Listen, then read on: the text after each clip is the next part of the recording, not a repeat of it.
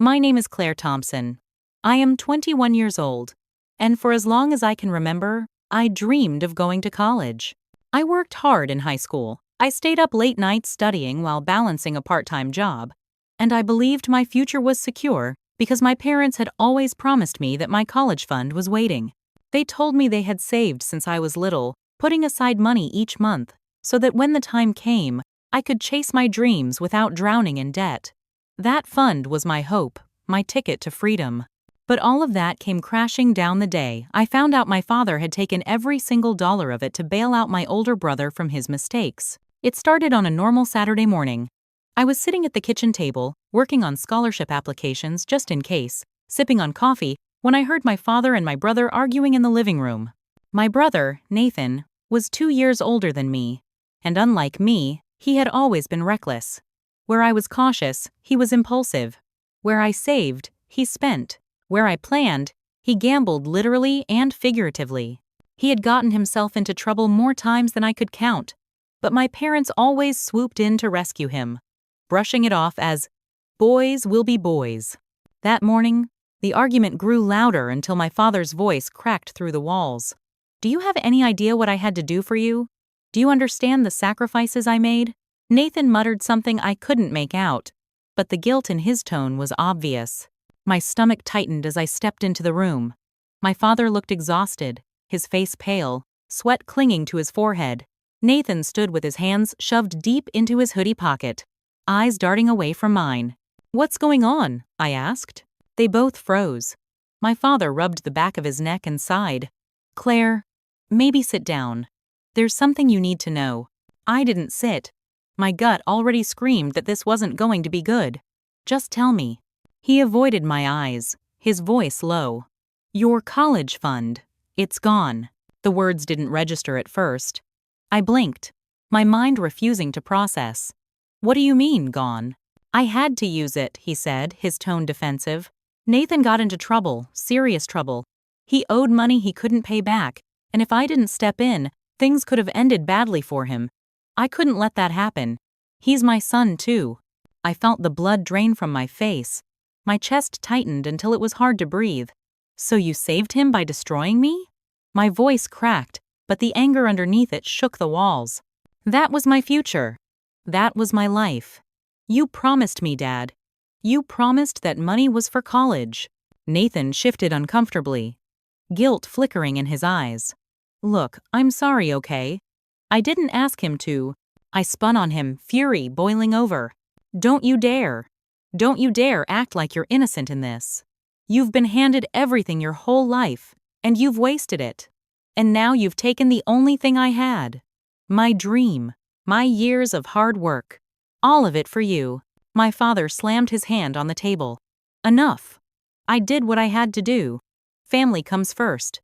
One day, you'll understand." Tears blurred my vision as I shouted, "No, Dad.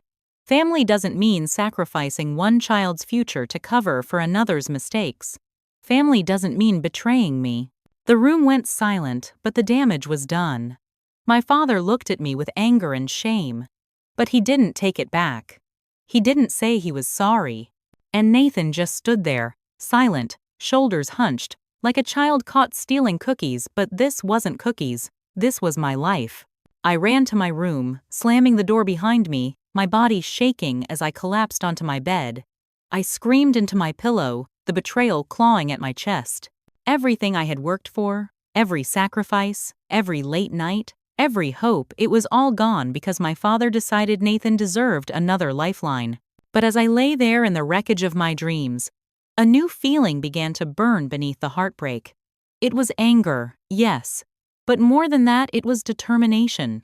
If my father thought he could strip me of my future and that I would just sit quietly, he was wrong. I didn't know how yet, but one thing was certain. I was going to fight back. And this time, I wasn't going to lose. The days after I discovered the truth felt like a blur of anger, betrayal, and disbelief. I couldn't concentrate at school, my hands trembling whenever I tried to take notes, my stomach twisting whenever I thought about the future I had just lost. I had always pictured myself walking across a college campus, carrying books in my arms, working late nights in the library, and building a career I could be proud of. Now, every time I closed my eyes, all I saw was Nathan smirking in the living room and my dad's face when he told me my future wasn't mine anymore. I tried to confront my mom, hoping she would understand. Late one evening, while she was folding laundry, I asked her, "Did you know Dad took my college fund?" She froze, the shirt slipping from her hands. Her eyes flicked toward the hallway where Dad was watching television before she whispered, "Claire, your father did what he thought was best. Nathan was in danger." I shook my head, fury rising in my throat. And what about me? Was I supposed to just disappear? Was my future less important than saving Nathan from himself again? Her eyes softened with guilt, but she didn't answer. She just sighed, rubbed my shoulder, and said, "We'll figure something out." But the way she said it soft, uncertain, told me even she didn't believe it. Nathan, meanwhile, avoided me altogether. He stayed out late, came home at odd hours, and whenever we crossed paths in the kitchen, he muttered a half-hearted sorry that only made my blood boil. He acted like this was a small mistake, like I'd get over it eventually. But I couldn't. Not this time. I started making phone calls, desperate for answers. I called the bank first, demanding to know if there was any chance the fund could be recovered. The woman on the other end explained gently that once the money had been withdrawn and transferred, there was nothing they could do. I hung up and sobbed into my hands, the reality crashing down on me harder than ever. Then I tried the college admissions office. "Are there any scholarships left? Any programs I can apply to last minute?" I begged. They gave me a list, but most deadlines had already passed. I felt like the walls of my life were closing in, every door slamming shut, because of one decision I had no control over. But something inside me refused to give up. I started researching ways to rebuild community colleges, work-study programs, even taking a gap year to save money. At night, I scribbled plans into my notebook, my tears smudging the ink but my resolve growing stronger with every word. The breaking point came one evening when Dad called a family meeting. We all sat around the kitchen table, the air thick with tension. He cleared his throat and said, "I know Claire's upset, but this family needs to stick together. Nathan's going to get back on his feet, and when he does, everything will be fine. Claire, you'll just have to adjust your plans, maybe a smaller school, or work for a few years before going." I stared at him in disbelief. Adjust my plans? Dad, I didn't dream about this for years just to throw it away because Nathan can't control himself. You didn't just take money. You took my trust. Nathan groaned, slumping in his chair. "Are we really going to keep talking about this?" "It's done. Move on." My fists clenched. "Move on? You ruined my future, Nathan. And you think I'm just going to let it go?" He shot back. "I didn't force Dad to do it. He chose to help me." "That doesn't make it right," I yelled, my voice shaking with rage. Dad slammed his fist on the table. "Enough. I will not let this family fall apart over money. Claire, you'll figure something out. You're smart. You'll manage." Tears stung my eyes as I whispered, "You're right, Dad. I will figure something out. But not because of you. In spite of you." The room fell silent. My mom's face turned pale. Nathan rolled his eyes, and my dad glared at me, but I didn't care. Something had shifted inside me that night. I wasn't going to be the silent daughter who quietly accepted her life being stolen. I was going to fight. And for the first time, I realized that fighting back didn't just mean saving my future. It meant showing my dad and Nathan that I was no longer the one they could sacrifice without consequence. In the days after that explosive family meeting, I walked around the house feeling like a ghost. My father barely looked at me. My mother tiptoed around me as though I might shatter. And Nathan acted like I was the problem for not moving on. But their silence only fueled my determination. I wasn't going to fade into the background while my brother enjoyed yet another lifeline at my expense. I started small. I picked up more hours at the coffee shop where I worked part-time, dragging myself out of bed at dawn to cover the early morning shifts and staying late whenever someone called out. My feet ached. My hands blistered from washing dishes. But every paycheck I tucked away in a new savings account felt like a step toward freedom. Each dollar was proof that I wasn't done, that my future wasn't gone, it had just been stolen.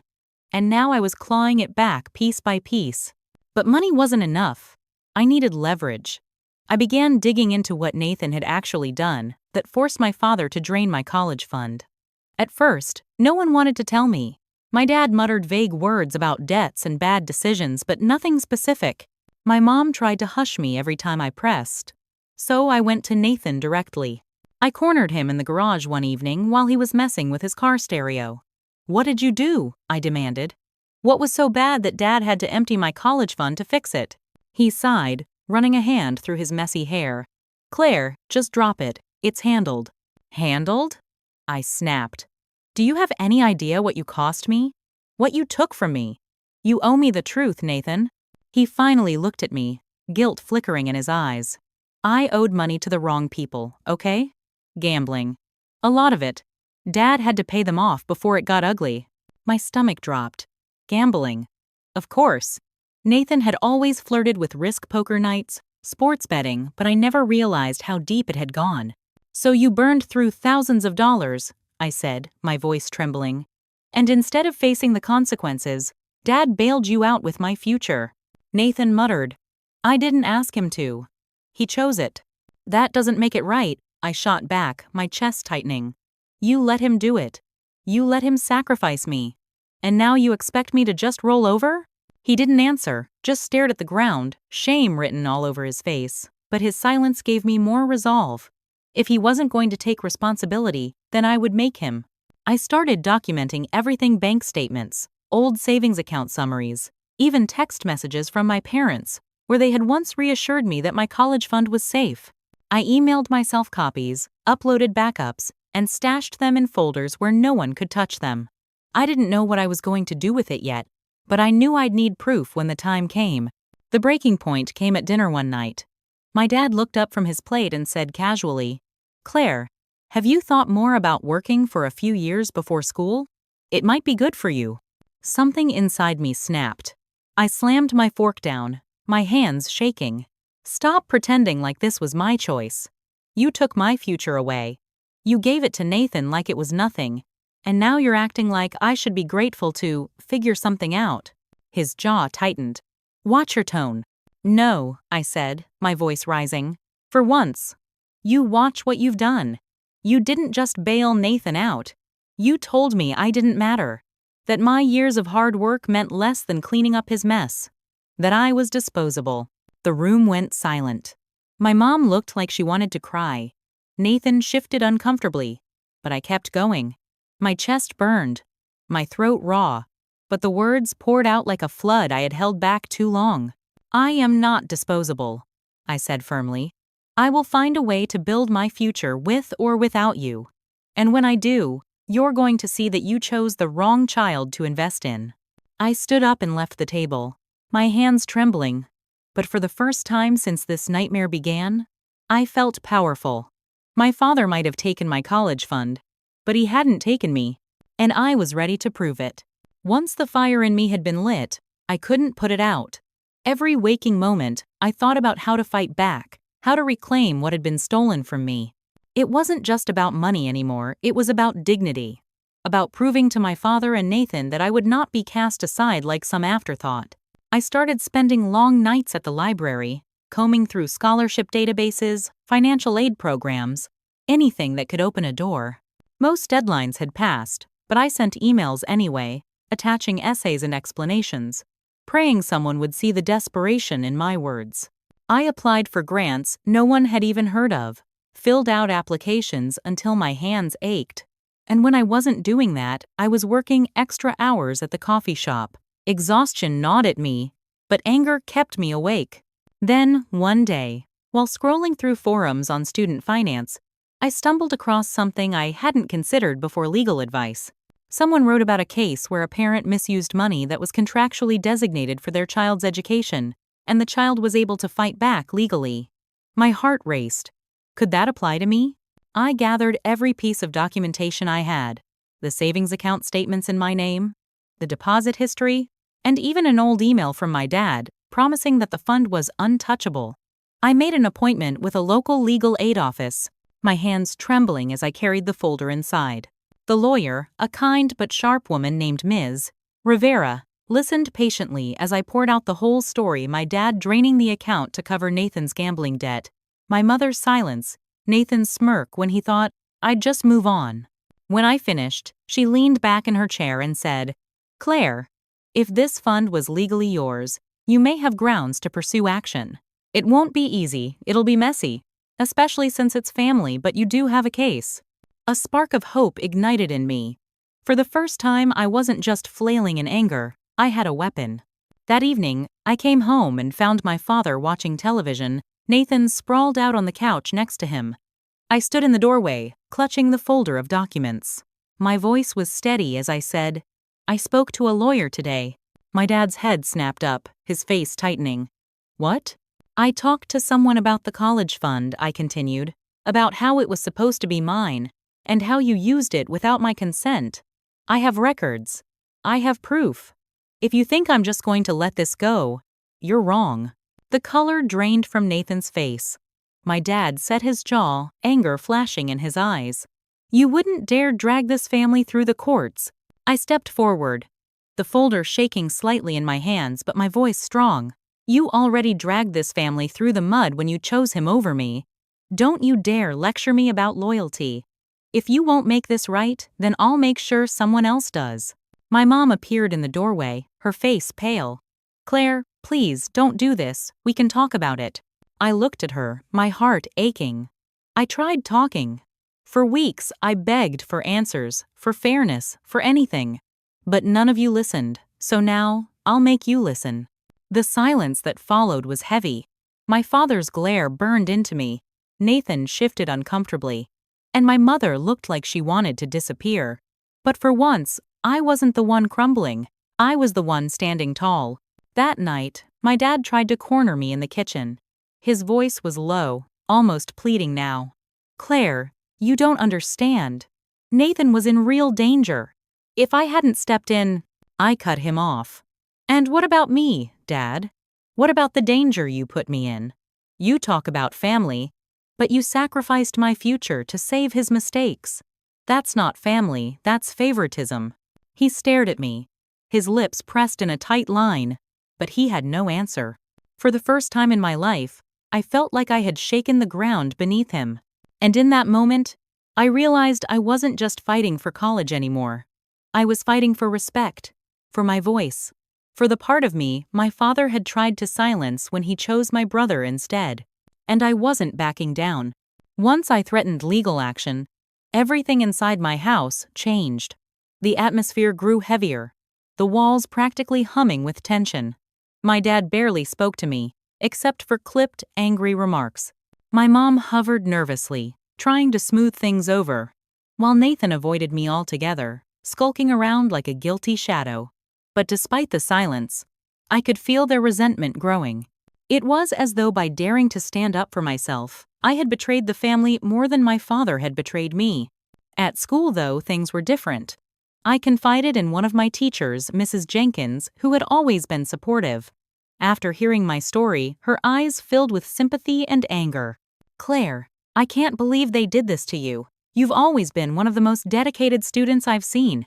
Don't give up, there are people who will fight for you." Her words gave me the courage to push harder. She connected me with a scholarship program through a local nonprofit that supported students in crisis. They couldn't cover everything, but it was something, and more importantly, it reminded me that there were people out there who believed in me, even if my own family didn't. Meanwhile, my dad's hostility boiled over. One night at dinner, he slammed his fork down and glared at me across the table. "You think dragging lawyers into this will fix anything? All you're doing is tearing this family apart. Nathan already feels like a failure, and now you want to humiliate him publicly?" I set my fork down, my hands trembling but my voice steady. "Dad, Nathan is a failure right now because you keep saving him from consequences. You call me selfish, but you're the one who threw me under the bus for him. I didn't tear this family apart, you did." My mom gasped softly, and Nathan muttered under his breath, "You don't get it." I turned on him. "You're right. I don't get it.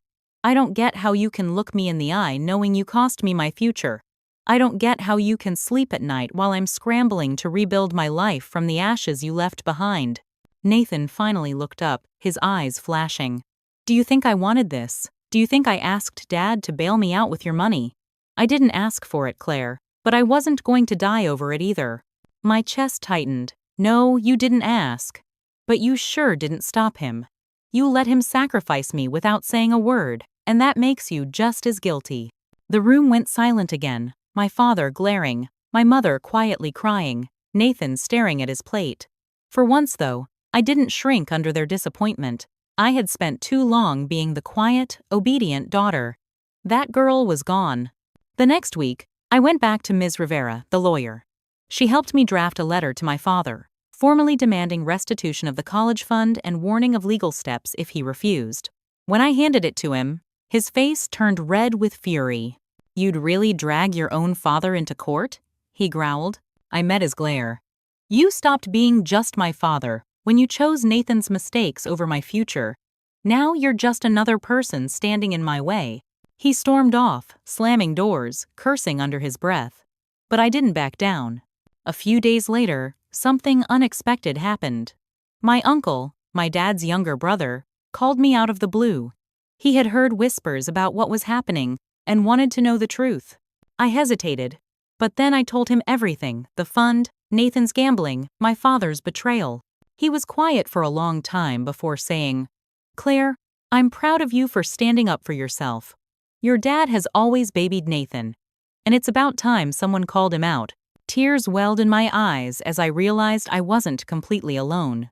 For the first time in weeks, I felt like I had an ally inside the family. That night, lying in bed, I thought about everything I had lost and everything I was beginning to gain. Yes, my college fund was gone.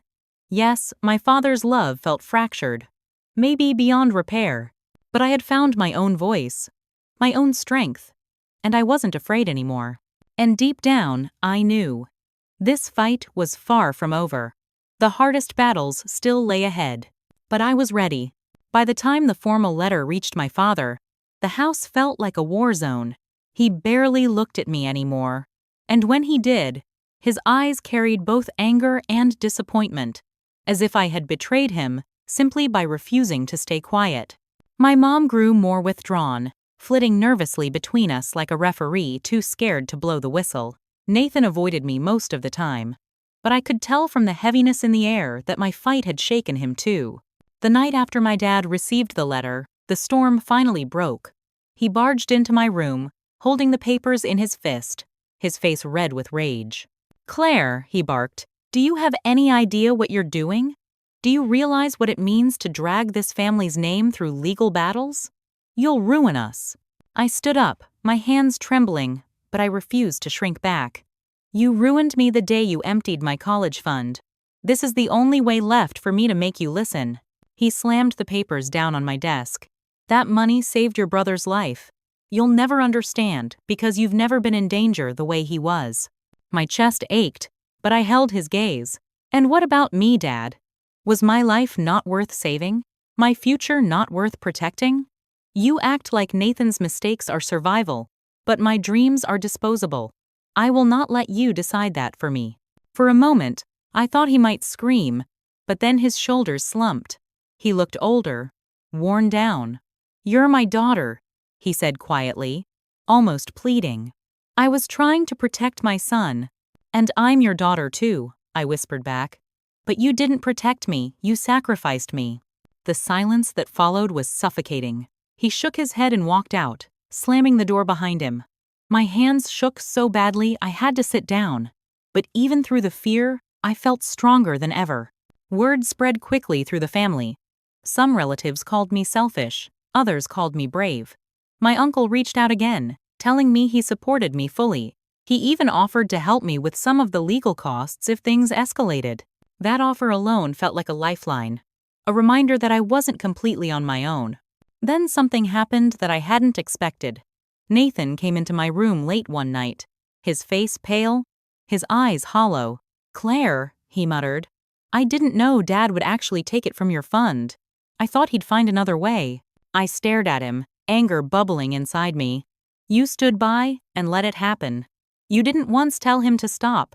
You let him destroy my future, so you could avoid facing your own mistakes. He sat down heavily on the edge of my bed. I know, and I hate myself for it, but you don't understand. The people I owed, if Dad hadn't stepped in, they would have come after me. It wasn't just money, Claire. It was dangerous. For the first time, I saw fear in his eyes, not arrogance, not guilt, but real fear. And part of me softened, just for a moment. But then I remembered all the years of him being bailed out, of Dad swooping in every time, of me always being second priority. I'm sorry you were in danger, I said slowly, but it wasn't my responsibility to save you. It wasn't fair that my life had to be destroyed to keep you afloat. He dropped his head into his hands, whispering, I know. It wasn't enough. His apology didn't fix the years of favoritism or the stolen fund, but it was the first crack in the wall of silence and denial surrounding us. Meanwhile, Ms. Rivera continued guiding me. She explained that, even if I didn't want to drag this into full-blown court, the threat of legal exposure alone could push my dad to settle. He knows he crossed a line, she said firmly, and people like him fear their reputation being dragged through the mud. She was right. Within a week of sending the letter, my father's tone changed. He was still angry, but I could see the cracks forming in his resolve. He started talking about finding a solution, about maybe setting aside money again if I dropped the legal talk. And for the first time, I felt it, I was winning. The girl who once cried in her room, convinced her life was over, was gone. In her place was someone stronger, louder, unafraid to stand up even if it meant standing alone. But the fight wasn't over yet. The hardest confrontation still lay ahead, the one where my father would have to finally face the truth about his favoritism, and I would demand the respect I deserved. And when that moment came, I knew I'd be ready. The final confrontation came on a quiet Sunday afternoon.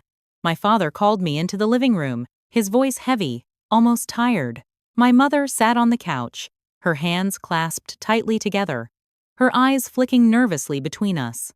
Nathan lingered by the doorway, his shoulders tense, as if he already knew what was about to happen. My father cleared his throat and spoke with a voice that lacked its usual thunder. Claire, I've thought about what you said, about what the lawyer said, and I can't deny that I crossed a line. For a moment, I just stared at him, stunned. My father was a man of pride, a man who had never admitted fault in my entire life. To hear those words come out of his mouth almost didn't feel real. He continued, I shouldn't have taken the money. I thought I was protecting this family, but in reality, I hurt it. I hurt you, and that's on me. My chest tightened, a mix of relief and grief flooding through me. You didn't just hurt me, Dad. You betrayed me. You made me feel like my future was worth less than Nathan's mistakes. He nodded slowly, his eyes finally meeting mine. You're right. I did. And I'm sorry. For a long moment, the room was silent. Then he added, I can't undo what I did, but I've spoken with the bank. I've set up a new account in your name only. I'll be depositing a portion of my paycheck every month until it's restored. It won't happen overnight, but I promise you'll have the chance to go to college without starting from zero. Tears stung my eyes. Part of me wanted to scream that it wasn't enough, that no amount of money could erase the betrayal. But another part, the tired, aching part of me, felt a flicker of hope. It wasn't perfect, but it was something. Nathan finally spoke up, his voice low. Claire, I really am sorry.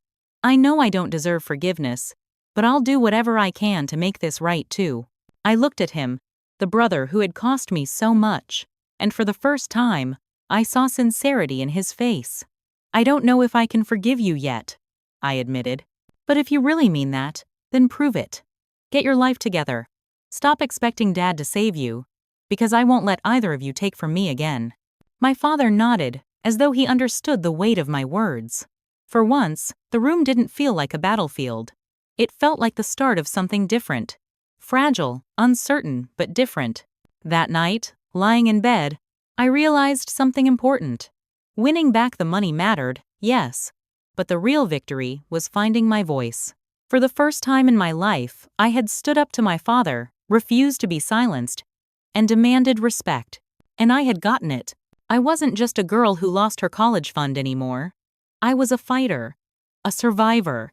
And I knew that whatever came next, I would never again let anyone decide my worth for me. Thank you so much for staying with me until the end of my story. If there's one lesson I hope you take away, it's this. Never let anyone steal your future, not even family. Your dreams matter. Your hard work matters. And no one has the right to take that away from you. If you connected with my story, please don't forget to leave a like, subscribe to the channel, and turn on the notification bell so you won't miss the next one. Your support means more than you know, and it helps me continue sharing stories like these. Until next time, stay strong, stand up for yourself, and never let anyone silence your voice.